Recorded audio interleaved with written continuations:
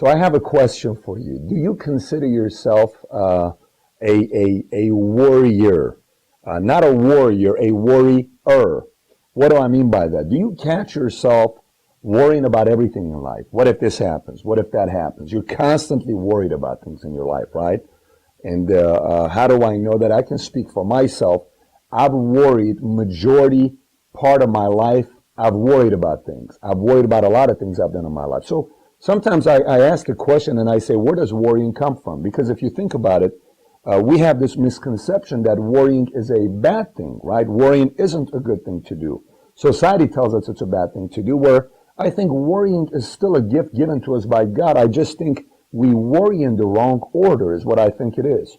So what do I mean by worrying in the wrong order? Think about it. Think about it here. I know it sounds a little bit confusing, but stay with me.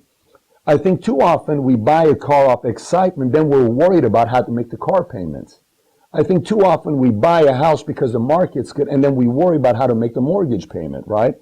I think too often we eat something that we like because it tastes so good, like this cheesecake or ice cream. It tastes so good, then we worry about putting on weight.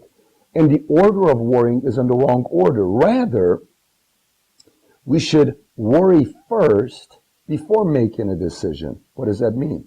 Worry whether you could make that car payment if things go wrong. Worry if you could make that mortgage payment, if you have enough cash in the bank account. Worry if you could do, your health is going to be fine, or if it's not, drop those things you're eating. But do the worrying up front. If you raise your kids on the right foundations, right church, right, characters you want to teach them, once they're 18 years old, they're going to make their mistakes anyways. But you've done your worrying up front on how you want to raise your kids. So, and once you do that, once you make that adjustment of worrying up front and then making a decision, what happens is you start doubting yourself a lot less. And when you start doubting yourself a lot less, you know what happens? You become free because you're worried up front.